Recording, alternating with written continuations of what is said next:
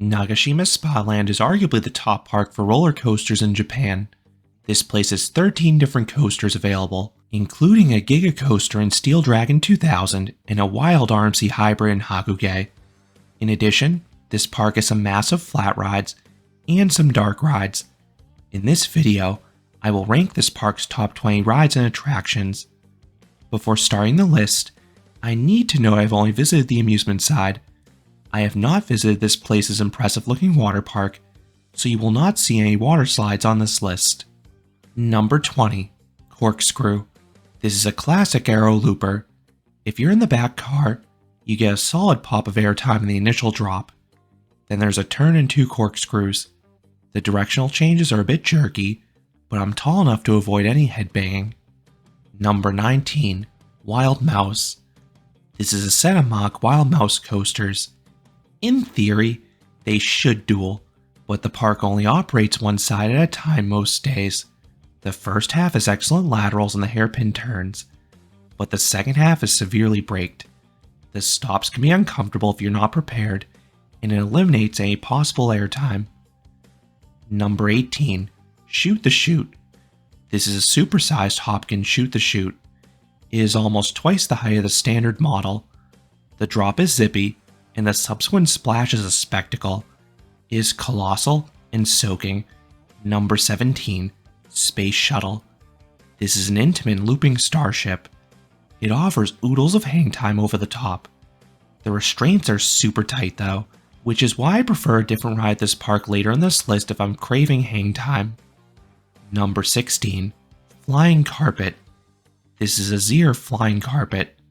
No airtime over the top, but the downswings yank you towards the ground and offer wild positive Gs.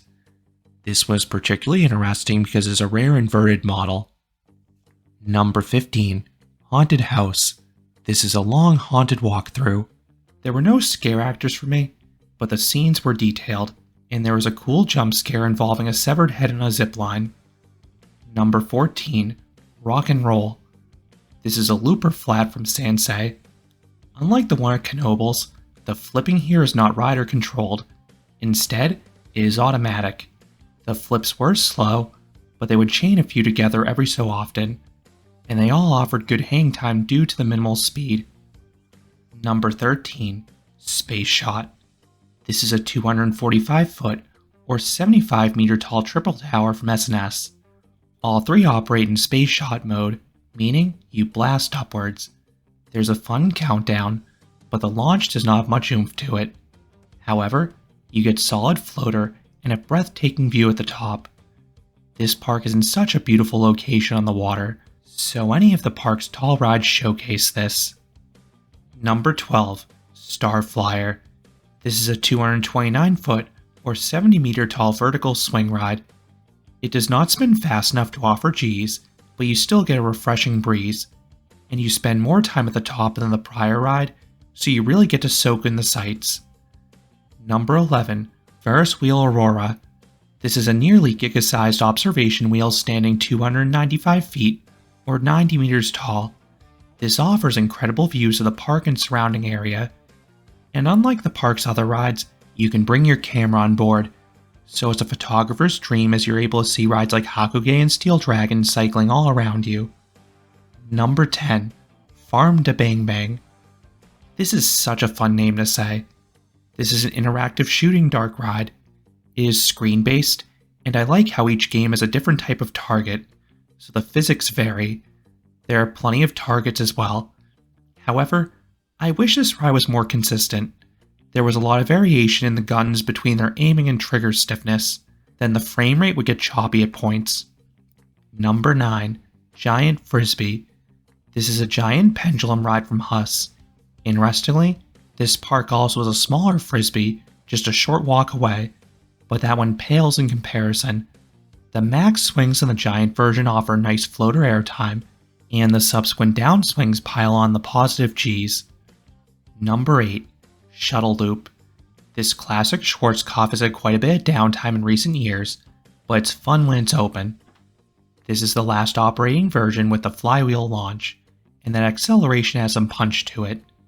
The vertical loop offers immense positive Gs going both forwards and backwards, then the far spike offers some weightlessness. Number 7. Looping Star. This is yet another Schwarzkopf looper. The signature loop is strong G's. The twists and turns offer some laterals. And there's a bunny hill midway through the ride with some floater airtime. And despite this ride's age, it is still smooth and tracking beautifully. Number 6. Freefall. This is an old school Intamin first generation drop tower. This ride is unnerving. You have an elevator lift followed by a freaky moment when you move forward onto the drop shaft. Then that drop is intense. It offers a great stomach drop and float the whole way down. The pull out onto your back offers nice positive G's. The finale is really awkward though, as the car violently clings back upright. Brace yourself for this. Number 5. Ultra Twister. This is a rare Togo pipeline coaster. This is another ride with a scary start, as you have a switch track to a near vertical lift. Then you get some great airtime. You have a super steep plunge and a large camelback. This is followed by 3 barrel rolls. The first is taken forwards, and it offers solid laterals. The final 2 are backwards. They are much slower, so they offer some good hang time. However, the brakes in this ride are brutal. The mid-course brake before the switch track feels like a car accident. Then the final brake is equally as abrupt. Once again, brace yourself. Number 4. Mirage Heat. This is the world's best S&S free spin. This one has way more magnets along the course, meaning you flip far faster and more frequently. It is more akin to Dragon Slayer at Adventureland than the other installations. When I rode this in 2018, I was getting 12 to 15 flips per ride consistently. These were fierce and disorienting. I have heard this coaster has been toned back, but it was down for maintenance in my recent visit, so I cannot speak from experience. Number 3. Acrobat. This B&M Flyer is a clone of Manta at SeaWorld Orlando, complete with the water jets in the second half. Then the layout balances grace and power. The first drop is snappy in the rear rows. Then the pretzel loop delivers some of the strongest positive G's of any coaster. The remaining 3 inversions are much floatier, but they're an absolute delight to experience in that flying position. Number 2. Steel Dragon 2000. This Morgan Giga coaster is the current world record holder for the longest traditional roller coaster. There is over 1.5 miles of track and roughly 1.5 minutes of prime ride time. That is absurd. The layout feels like your standard Morgan Hyper, just scaled way up. The outward leg has some big hills with oodles of floater airtime. The turnaround section has these grand helixes with powerful positive G's. Then the return round is a smorgasbord of flagector airtime. And if you are lucky enough to get a front row ride, it is breathtaking feeling this coaster's speed and fall. And coming in at number 1 is Hakugay. This RMC hybrid coaster is a powerhouse. It is nearly hypersized, so there are some large elements at the start with super sustained ejector airtime. Then I like how the layout is more varied than the other RMCs. They sometimes can spam the same element over and over again. This one constantly switches between straight airtime hills, banked off axis hills, and inversions to keep you on your toes.